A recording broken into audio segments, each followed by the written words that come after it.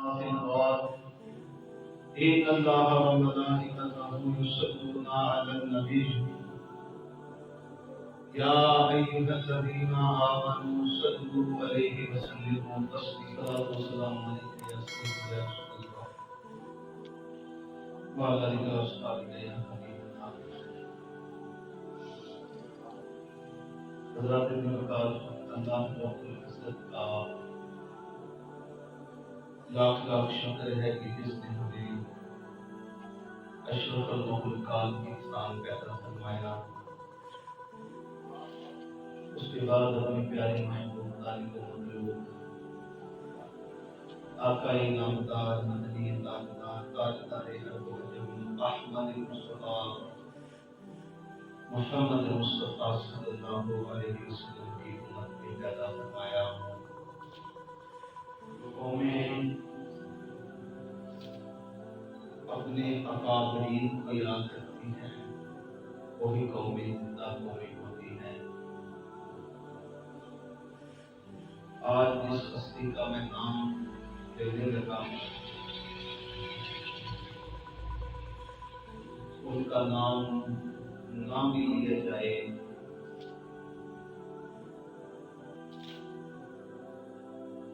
تو ہر ایک کو اس بات کا پتہ ہے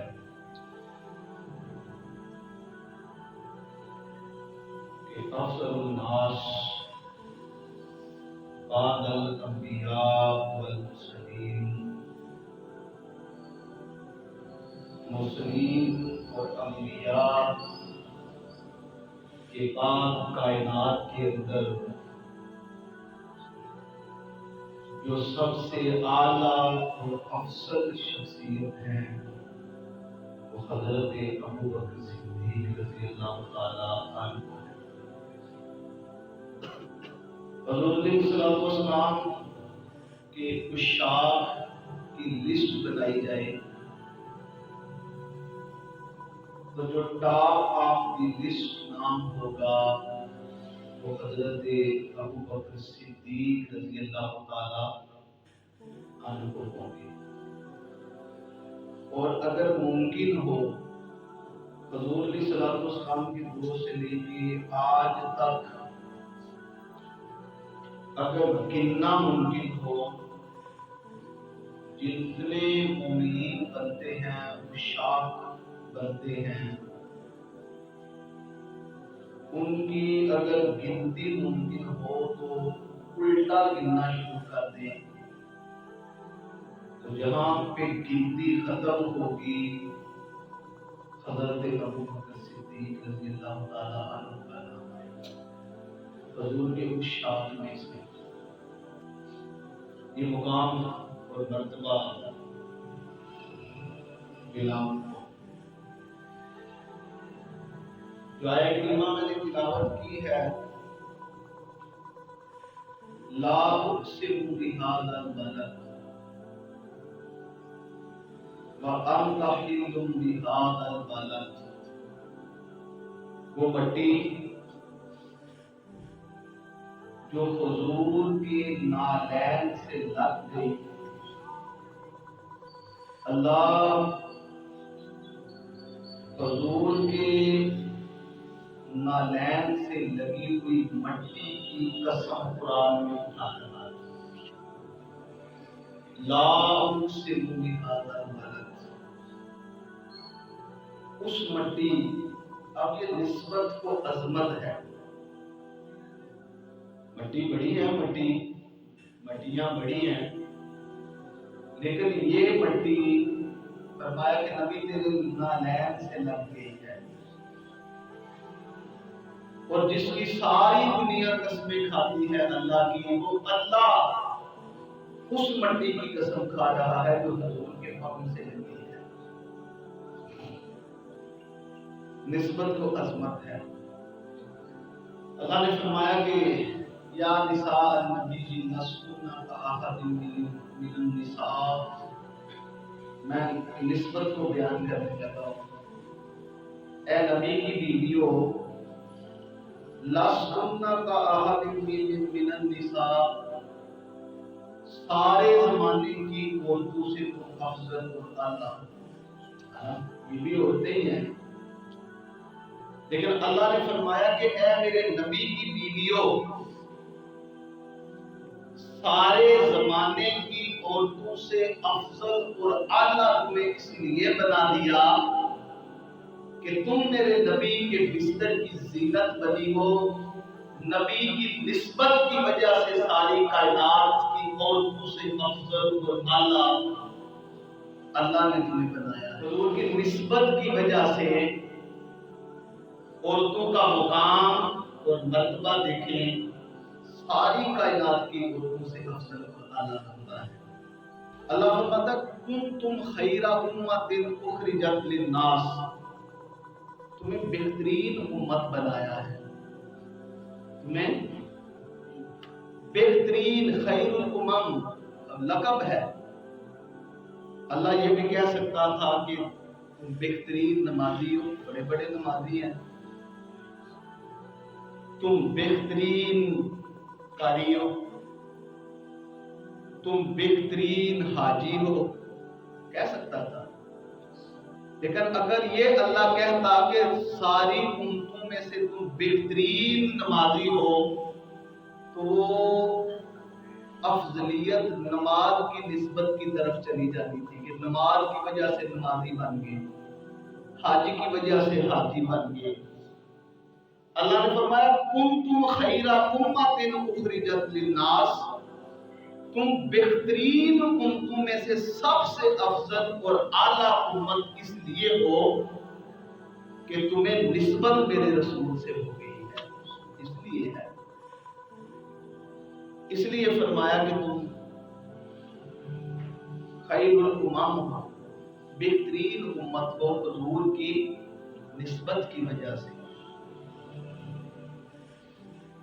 مٹی بڑی ہے، میں نے آپ کو بتایا مٹی کی قسم اللہ نے اٹھائی اس لیے کہ حضور کے قدم لگے۔ بڑی امتیں گزری ہیں، اللہ نے کسی کو بہترین امت نہیں کہا، اسے کہا حضور کی نسبت کی وجہ سے۔ اور آگے آسمانی کتابیں کتنی ہیں بتائیں قاری صاحب، تسی دسو آسمانی کتابیں کتنی ہیں؟ 4، ساری اللہ کی کتابیں ہیں۔ ان 4 کتابوں میں سے کسی بچے کو پوچھ لے سب سے افضل کتاب کون سی ہے، بتائیں جی؟ قرآن پاک ہے۔ حالانکہ کلام سارے اللہ کے ہیں، تورات، زبور، انجیل، یہ کلام اللہ کے ہیں، اور متکلم کی صفت اس کے کلام کی وجہ سے ہوتی ہے۔ تو جب یہ سارے ہی کلام اللہ کے ہیں تو اللہ کا کلام اللہ کے کلام سے کس طرح بہتر ہو گیا؟ ساری کتابیں اللہ کی ہیں نا، تو متکلم ہے، اس کی صفت ہے۔ تو جب سارے کلام اللہ کے ٹھہرے تو اللہ کا کلام اللہ کے کلام کی وجہ سے کس طرح افضل ہو گیا؟ وہ اس لیے کہ اللہ نے فرمایا کہ یہاں پہ بھیجنے والے کو نہ دیکھو، بلکہ جس کی طرف بھیجی گئی کتاب اسے دیکھا جائے گا کہ یہ کتاب میرے رسول کی طرف بھیجی گئی ہے، اس لیے میرا ہی کلام میرے کلام سے افضل ہو جاتا ہے۔ نسبت ہے، قرآن کو نسبت ہے حضور سے، اس امت سے، اس لیے ساری کتابوں سے افضل اور اعلیٰ بن گئی یہ کتاب۔ تو حضرت جی کا نسبت کو عظمت ہے، نسبت کو عظمت ہوتی ہے۔ اور اسی طرح یاد رکھنا ہے کہ جس طرح 3 مٹیاں ہیں، میں جس کا ذکر کرنے لگا اسی پہ ختم ہو جائے گا انشاءاللہ، یہ بیس بنے گی اور شان صدیقی اکبر رضی اللہ تعالیٰ عنہ آگے جتنے جمعے چلے وہ انشاءاللہ کوشش کروں گا بیان کروں۔ نسبت وہ مٹی جو حضور کے قدموں سے لگ جاتی ہے وہ اللہ جس کی ساری دنیا قسمیں اٹھاتا ہے، اللہ اس مٹی کی قسم اٹھا رہا ہے کہ تیرے نالین کے ساتھ اے میرے محبوب مکے کی مٹی لگ گئی ہے۔ لا اقسم بہذا البلد، کتنی افضل ہوگی جو حضور کے پاؤں کو چھو گئی مٹی، اور ایک وہ مٹی جس میں حضور علیہ السلام کا جسد پاکی، مدینہ شریف میں حضور جس مٹی میں آرام کر رہے ہیں، اس مٹی کا مقام مرتبہ کیا ہوگا؟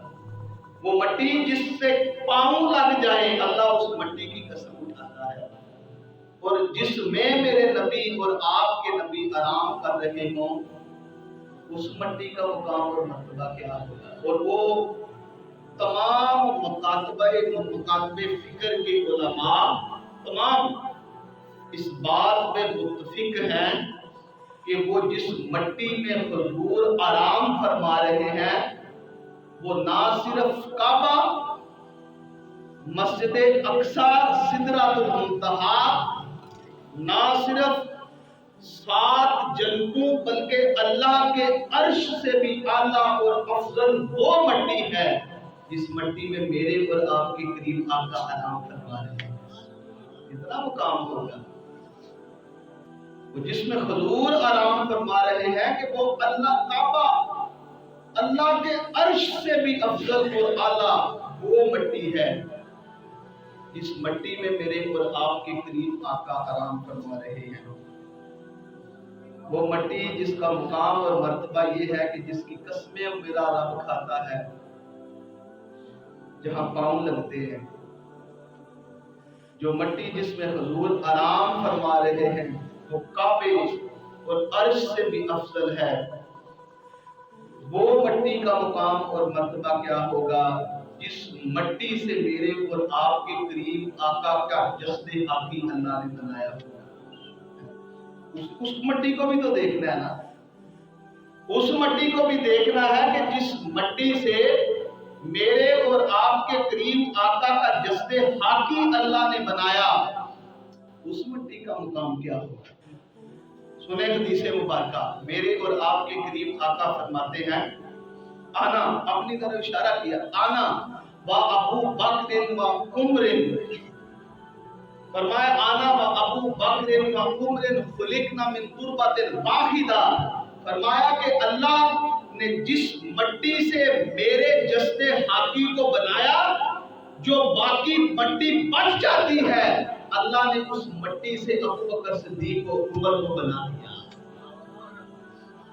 حضور کا مقام اور مرتبہ دیکھیں کہ ایک مٹی جس میں پاؤں رکھتے ہیں، اس مٹی کی قسم اللہ اٹھاتا ہے، جس مٹی میں آرام کر رہے ہیں، وہ قبر اللہ کے عرش سے بھی افضل اور اعلیٰ بن جاتی ہے۔ جس مٹی سے حضور کا جسم بنتا ہے، فرمایا جو باقی مٹی بچ جاتی ہے، اللہ ابو بکر صدیق کے جسم کو اس مٹی سے بنا دیتا ہے۔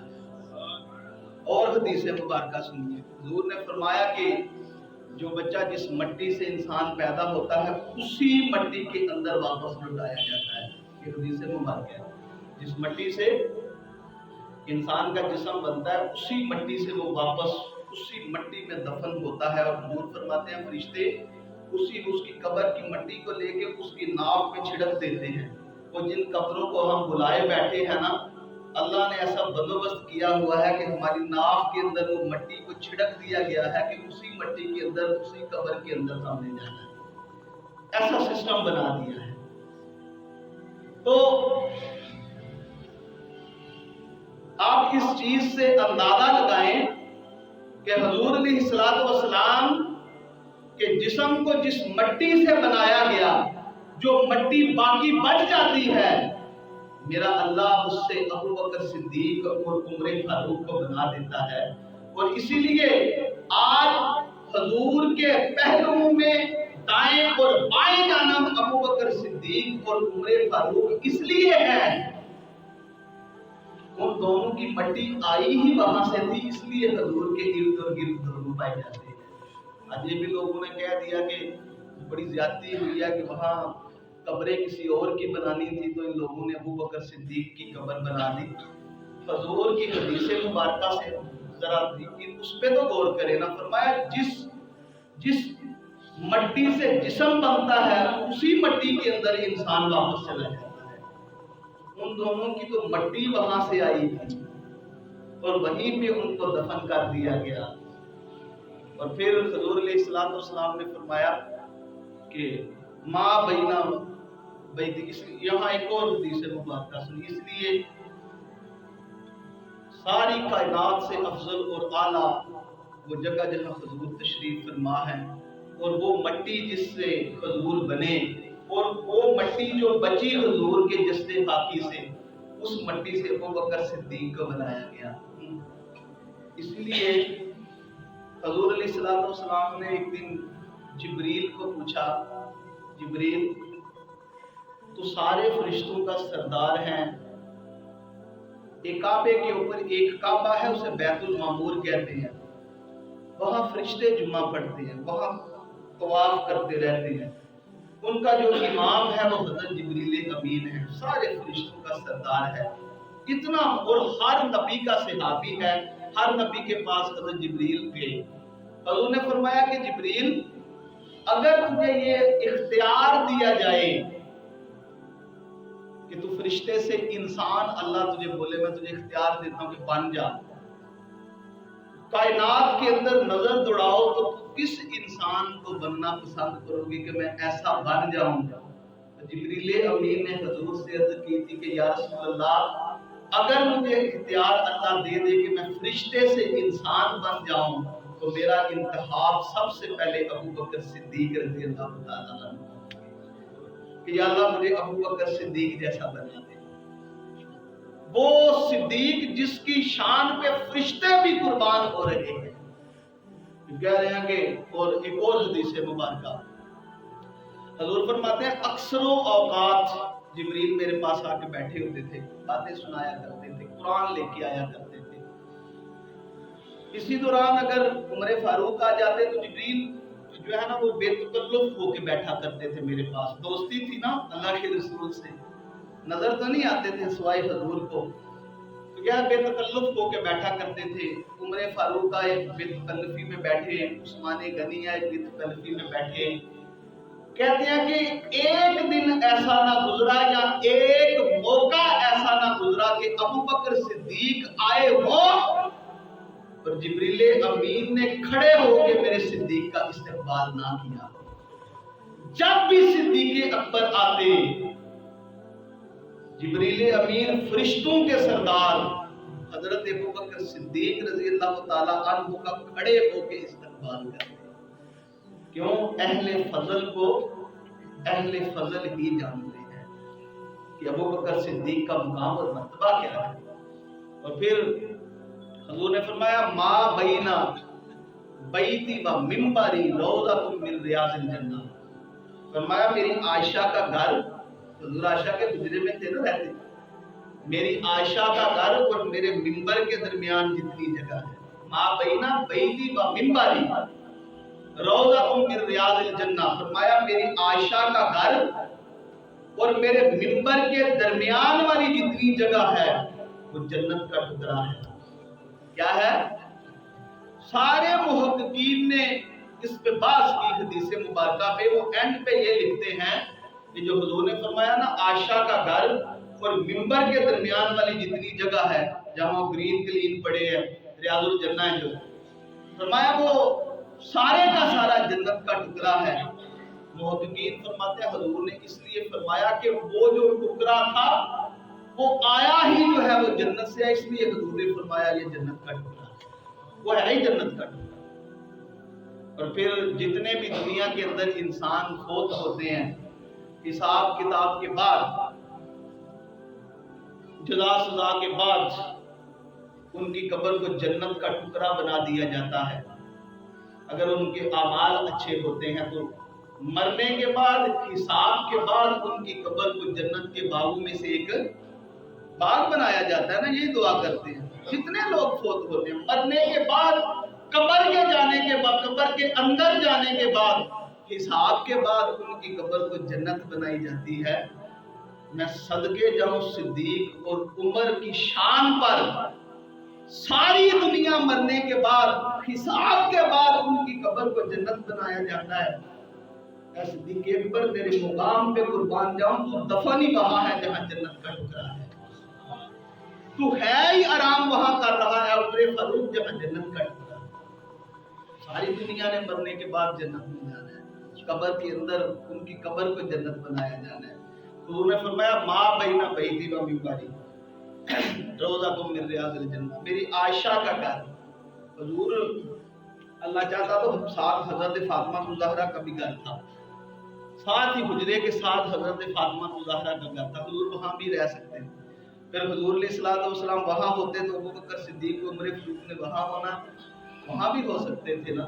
تو کچھ لوگوں نے کہنا تھا کہ دیکھیں اللہ کے رسول فاطمہ کے ساتھ لیٹے ہیں، بیٹی ہے، ان کی قبر ان کے ساتھ ہے، ہو سکتا تھا نا، ہو جاتی۔ تو کہتے کہ فاطمہ ہماری، حضور ہمارے، اہل سنت نے یہ کہنا تھا، اہل سنت نے نہیں، حضور بھی ہمارے اور فاطمہ بھی ہماری۔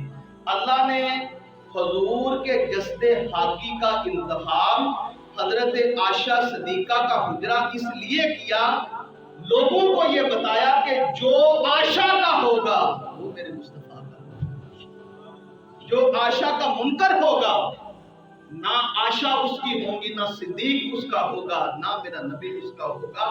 حضور تک پہنچنے کے لیے ضروری ہے کہ عائشہ صدیقہ کا مقام اور مرتبہ تمہارے دل کے اندر ادب پیدا ہو۔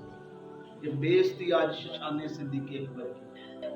اللہ کریم ہمیں حضرت ابوبکر صدیق رضی اللہ تعالیٰ عنہ جیسی محبت اور پیار عطا فرمائے۔ وما علینا الا البلاغ۔ ویڈیو کو شیئر ضرور کیجئے، ہو سکتا ہے آپ کے ایک شیئر سے یہ بات کسی کے دل میں اتر جائے۔ جزاک اللہ۔